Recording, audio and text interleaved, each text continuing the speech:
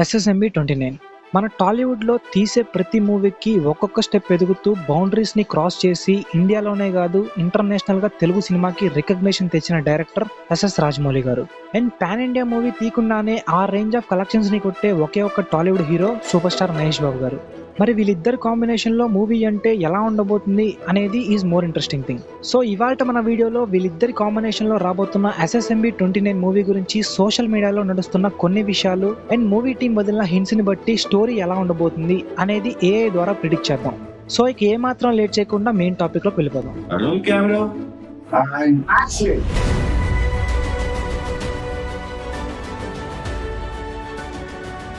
ముందుగా ఈ SSMB 29 movie title ఏం పెడతారో తెలియదు కానీ RRR మూవీ టైటిల్లా యూనిక్గా ఉన్న ఆర్ ఒక క్యారెక్టర్ డ్రివెన్ మూవీ టైటిల్ బాహుబలిలా ఉన్నా నో ప్రాబ్లం.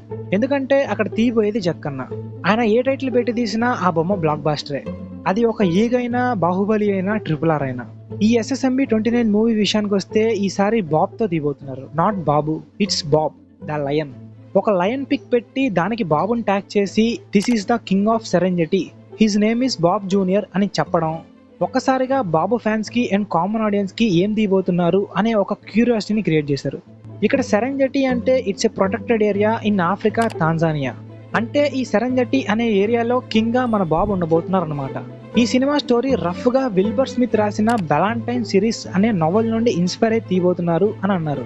అసలు ఏంటి నవల్ స్టోరీ అంటే, ఒక మ్యాడ్ మ్యాన్ రాసిన మ్యాప్ని పట్టుకొని మిస్ అయిన వాళ్ళ ఫాదర్ని వెతుక్కుంటూ బెలాంటైన్ అండ్ వాళ్ళ బ్రదర్ ఆఫ్రికన్ ఫారెస్ట్లోకి వెళ్తారు. దారిలో వాళ్ళ ప్రయాణంలో అసలు ఏమేమి అడ్డంకులు ఎదుర్కొన్నారు, వాళ్ళకి ఎదురైన హర్డిల్స్ ఏంటి, వాళ్ళ ఫాదర్ అసలు ఎలా మిస్ అయ్యారు, చివరికి వాళ్ళ ఫాదర్ని కనిపెట్టారా లేదా, ఇవన్నీ ఆ నవల్లో స్టోరీ రూపంలో చెప్పారు. దీనికి కాస్త ఫిక్షన్ని యాడ్ చేసి రాజమౌళి గారు మన ముందుకు తీసుకురాబోతున్నారు అనమాట. అసలు స్టోరీ ఎలా ఉండొచ్చు అని మనకున్న సోర్సెస్తో చాట్ జీపీటీకి ఒక ప్రాంప్ట్ ఇస్తే అది స్టోరీ లైన్ని రఫ్గా ఇలా ప్రిడిక్ట్ చేసింది. పార్ట్ 1లో క్యారెక్టర్స్ని ఇంట్రడ్యూస్ చేసి మూవీలో డైరెక్టర్ అనుకున్న వరల్డ్ ఎలా ఉంటుంది, ఏ స్కేల్లో ఉంటుంది, అక్కడ ఉన్న పీపుల్ ఆర్ థింగ్స్ని ఇంట్రడ్యూస్ చేస్తారు. అండ్ మెయిన్ క్యారెక్టర్ అయిన మన హీరోకున్న గోల్ ఏంటి, అతని జర్నీలో దారిలో ఫేస్ చేసిన అబ్స్టకల్స్ ఏంటి, ఇవన్నీ చూపించి పార్ట్ 1 ఎండింగ్లో ఒక క్లిఫ్ హ్యాంగర్తో ఎండ్ చేస్తారు. లైక్ ఒక ట్రెజర్ని or some key to the new secret world అనమాట. అండ్ పార్ట్ 2లో దానికి కంక్లూజన్గా మన హీరో ఆ గోల్ని రీచ్ అయ్యాడా లేదా, అండ్ లాస్ట్కి హీరో ప్రపంచాన్ని విలన్స్ నుంచి ఎలా సేవ్ చేశాడు, ఇదంతా మూవీ యొక్క బేసిక్ ప్లాట్ లైన్ అని చెప్తుంది. ఒక normal action adventurous film like Indiana Jones లేదా James Bond or Mummy type of మూవీస్లో ఇదే బేసిక్ ప్లాట్ లైన్ ఉంటుంది.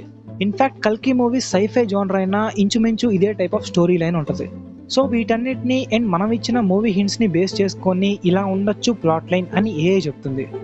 జస్ట్ ఇమాజిన్ బాబు ఆఫ్రికన్ జంగల్స్లో లయన్స్ అండ్ టైగర్స్ మధ్యలో అడ్వెంచర్స్ చేస్తూ, ఒక మ్యాప్ని ఫాలో అవుతూ, మిస్టరీస్ని సాల్వ్ చేస్తూ, ఫైనల్లీ ఒక ట్రెజర్ని ఫైండ్ చేస్తే ఎలా ఉంటుంది అనేది. ఫ్యాన్స్కి ఏమో తెలియదు కానీ జస్ట్ కామన్ ఆడియన్స్కి బుర్రపాటు ఎక్స్పీరియన్స్ అయ్యేలా ఉంది. And the most interesting part in this movie was hero క్యారెక్టర్ని లార్డ్ హనుమాన్ నుండి ఇన్స్పైర్ అయి తీసుకోవడం. గతంలో మనం ఎన్నో మూవీస్లో ఇలాంటి గాడ్ రిఫరెన్స్లో ఉన్న సీన్స్ చూసుంటాం. బట్ ఇక్కడ ఉంది Jakkanna. He know the public pulse, he know how to play kabaddi with characters. ఒక గాడ్ రిఫరెన్స్ని మూవీలో ఎలా ఇంక్లూడ్ చేయాలో, ఎలా ఇంక్లూడ్ చేస్తే కనెక్ట్ అయ్యిద్దో జక్కన్నకి క్లియర్ కట్ ఐడియా ఉంటుంది. ఆయన తీసిన మూవీస్ కనుక చూస్తే సింహాద్రి అండ్ యమదొంగలో నరసింహస్వామి రిఫరెన్స్ కానీ, ఆర్ మగధీర అండ్ బాహుబలిలో శివుడి రిఫరెన్స్ కానీ, లేదా RRRలో రామ్ చరణ్కి రాముడు రిఫరెన్స్ కానీ, ఇలా ఆయన మూవీస్లో గాడ్కు ఉండే ఇంపార్టెన్స్ వల్ల స్టోరీకి అండ్ మెయిన్ క్యారెక్టర్స్కి బాగా యూజ్ ఉంటాయి. ఈ మూవీ గురించి రాజమౌళి గారు ఒక మాట అన్నారు, it's a globe ట్రోటింగ్ action adventurous film అని. What's next? I just started writing about 2-3 weeks back. A globe-trotting action adventure. Mahesh Babu, Telugu superstar, is the hero of the film. అంటే సింపుల్గా అది వరల్డ్ మొత్తానికి కనెక్ట్ అయ్యే subject అని, like కల్కి మూవీలా అనమాట. ఇక్కడ ఎలాంటి సబ్జెక్ట్ అయినా అవరేమండి, అందులో అందరికీ కనెక్ట్ అయ్యే ఒక ఆస్పెక్ట్ ఉంటుంది, అదే ఎమోషన్. ఎమోషన్ అనేది హార్ట్ ఫర్ ఎనీ ఫిలిం. అది ఒక కమెడియన్తోనైనా, ఆర్ ఒక ఈగతోనైనా, ఆర్ ఇద్దరు టాప్ స్టార్స్తోనైనా ఎమోషన్ని పండించడంలో రాజమౌళి గారికి తిరుగులేదు. లైక్ ఛత్రపతిలో ఫస్ట్ హాఫ్లో యాక్షన్ని, ఎలివేషన్స్ని బ్యాలెన్స్ చేయడానికి సెకండ్ హాఫ్లో ఎమోషనల్గా తీసుకెళ్తారు. ఈ ఎస్ఎస్ఎంబి 29లో కూడా అలాంటి స్టోరీని ముందుకు డ్రైవ్ చేసే ఒక కోర్ ఎమోషన్ అనేది తప్పకుండా ఉంటుంది. బై ద వే మన ఛానల్లో ఎమోషన్స్ గురించి ఒక వీడియో చేయడం అయింది. ఇంట్రెస్ట్ ఉన్న వాళ్ళు ఈ వీడియో అయ్యాక అది కూడా ఒక లుక్ వేసేయండి. And coming to the topic, అసలు రాజమౌళి గారు మహేష్ బాబుతో మూవీ ఎప్పుడు అనుకున్నారో తెలుసా? It was a long back. Will you ever work with Mahesh Babu? Why not? We already signed a film together. Yeah. KL Narayan is the producer. Mahesh is the actor. I'm the director. I announced it long back. ఇది బాహుబలి 1 టైంలో చెప్పిన interview. దానికంటే long back announced అంటే I think అది business man movie టైంలో pre release ఈవెంట్లో మహేష్ బాబు గారితో నేను ఏ మూవీ చేస్తే బాగుంటుంది అని ఆడియన్స్తో ఇలా అన్నారు. ఏ సినిమా చేయాలి? కౌబాయ్ సినిమా చేయాలా? గూఢచారి 116 జేమ్స్ బాండ్ సినిమా తీయాలా? అల్లూరు సీతారామరాజు తీయాలా? మీరు మళ్ళీ కన్ఫ్యూజ్ చేస్తున్నారు. మీరు డిసైడ్ అవ్వండి, మేము చేసేస్తాం. Thank you. అది కౌబాయా లేక జేమ్స్ బాండా లేక ఇవన్నీ కాదు అల్లూరి సీతారామరాజు టైప్ ఆఫ్ మూవీయా అని 2011లోనే ఆయన ఆడియన్స్ని అడిగేశారు. చివరికి ఇవన్నీ కాదు Indiana Jones type of action adventurous movie అని ఇన్నాళ్ళకి మనకు క్లారిటీ వచ్చింది. ఇక ఇది రిలీజ్ అయ్యేటప్పటికి 2028 ఆర్ 2029 అయితే అది 2 పార్ట్స్లో. మరి ఈ లెక్కన మహాభారతం ఎన్ని సంవత్సరాలు పట్టే ఛాన్స్ ఉందో మీ ఊహకే వదిలేస్తున్నా. బట్ రాజమౌళి గారితో మూవీ అంటే అది ఒక 2-3 హిట్ మూవీస్కి సమానం అని చాలా మంది అన్నారు. And the another interesting thing in this movie was ఇది 2 పార్ట్స్గా తీయడం. బాహుబలి మూవీతో ఇండియాలో ఫ్రాంచైజీ ఆఫ్ ఫిలిమ్స్ని ఇంట్రడ్యూస్ చేశారు. దాన్ని కొన్ని మూవీస్ బెటర్గా క్యారీ ఫార్వర్డ్ చేశాయి, లైక్ KGF 1 and 2. బట్ ఇప్పుడు వస్తున్న సినిమాల్లో ఆ సీక్వెల్ మీద ఉండాల్సిన hype are ఇంట్రెస్ట్ని fulfil చేయలేకపోతున్నాయి.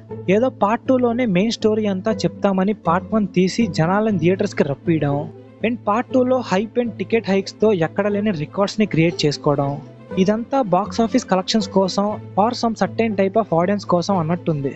But Rajamouli గారు క్రియేట్ చేసిన బెంచ్ మార్క్స్ని బ్రేక్ చేయడం చాలా కష్టం, అది ఫుట్ ఫాల్స్లోనైనా సీక్వెల్ విషయంలోనైనా. సో మళ్ళీ ఆ హైప్ని ఆ కొత్తదనాన్ని ఈ సినిమాతో ముందుకు తీసుకొస్తారనుకుంటున్నా. అండ్ ఈసారి ఎంత కాన్ఫిడెంట్గా ఉన్నారంటే రెమ్యూనరేషన్స్ కూడా పర్సంటేజెస్లో తీసుకుంటున్నారంట. That means the only budget of the entire 2 movies is 1000 crores. ఆయన 250 crores-తోనే బాహుబలి 2ని 2017 టైంలోనే తీశారంటే ఈ రేంజ్ ఆఫ్ బడ్జెట్తో అది ఓ రేంజ్ ఆఫ్ రికగ్నేషన్ ఇంటర్నేషనల్ వచ్చాక ఇక డైరెక్ట్గా హాలీవుడ్లో జెండా పాతేస్తారు. జస్ట్ హాలీవుడ్ నుండే ఎక్కువ కలెక్షన్స్ వచ్చినా ఆశ్చర్యపోనవసరంలా. స్టోరీ RRR మూవీలా ఎంత సింపుల్గా ఉన్నా ఆర్ ఒక బాహుబలి మూవీలా ఎంత గ్రాండియర్గా ఉన్నా చూసే ఆడియన్స్కి ఒక మంచి ఎక్స్పీరియన్స్ ఇస్తే రాజమౌళి గారి సినిమాలు.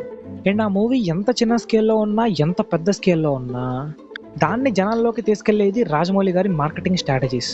చాలా యూనిక్గా డిఫరెంట్ వేస్లో ఇండియాలో ఎవరూ చేయలేనట్టుగా ఆయన మార్కెటింగ్ చేస్తారు. RRR మూవీ టైంలో ప్రమోషన్స్కే 20 crores అండ్ ఆస్కార్స్కి 83 crores ఖర్చు పెట్టారు ఆయన. మరి ఈ లెక్కన 1000 crores బడ్జెట్ ఉన్న ఫిలింకి ఇంకెంత ఖర్చు పెడతారో మరి. ఆయన అనేది ఒకటే, మనం మన మూవీకి ఆడియన్స్ని థియేటర్స్ వరకు మాత్రమే రప్పించగలం. దానికోసమే ఈ trailers or teasers or pre release events. Once ఒక పర్సన్ థియేటర్లోకి ఎంటర్ అయ్యి సీట్లో కూర్చున్నాక ఏం మూవీ చూస్తున్నాం, ఆ ట్రైలర్ ఏంటి, హీరో ఎవరు, విలన్ ఎవరు, డైరెక్టర్ ఎవరు, ఇవన్నీ పట్టించుకోరు. ఆ స్టోరీ ఏంటి అని స్క్రీన్ మీద నడిచే కథలో ఇన్వాల్వ్ అయిపోతారు. అందుకే ప్రతిసారి ఆ గ్రాండియర్ని మంచి థియేటర్కల్ ఎక్స్పీరియన్స్ని ఇస్తా అని అన్నారు. అండ్ మూవీలో అట్ ప్రజెంట్ ఉన్న సోర్సెస్ ప్రకారం Priyanka Chopra playing as a villain.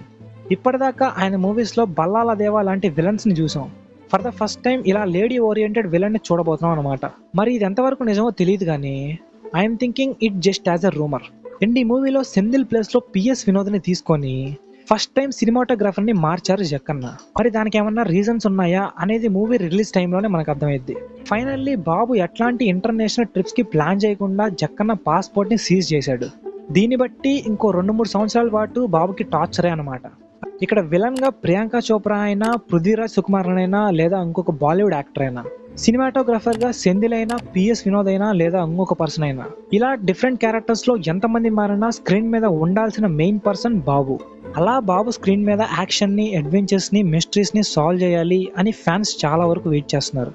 Hence these are the things about SSMB 29 movie. ఈ మూవీకి సంబంధించి any teaser or glimpse release అయినా యూట్యూబ్లో రికార్డులు తగలబడిపోవడం మాత్రం గ్యారంటీ. సో అవి వచ్చినప్పుడు వాటి గురించి మళ్ళీ మాట్లాడుకుందాం. So that's all for today guys. That's about SSMB 29. ఈ మూవీ గురించి మీరేమనుకుంటున్నారో కింద కమెంట్ చేయండి. అండ్ ఇక్కడ దాకా ఈ వీడియోని చూసారంటే ఎంతో కొంత నచ్చే ఉంటుంది అనుకుంటున్నా. నచ్చితే లైక్ చేయండి, షేర్ చేయండి. అండ్ కొత్తగా ఎవరైనా ఛానల్కి వచ్చి ఉంటే ఒకసారి ఛానల్లో కంటెంట్ గమనించండి. నచ్చితేనే సబ్స్క్రైబ్ చేసుకోండి. మరిన్ని ఇలాంటి సినిమాకి సంబంధించిన టాపిక్స్తో మళ్ళీ కలుద్దాం. అంతవరకు సెలవు. Take care. Bye. What's next for SS Rajmouli? A globe-trotting action adventure. Mahesh Babu, a Telugu superstar, is the hero of the film. వాడే దానికి రాజు. It's been my dream to work with Rajmouli sir. It's been a long await, so it's coming true.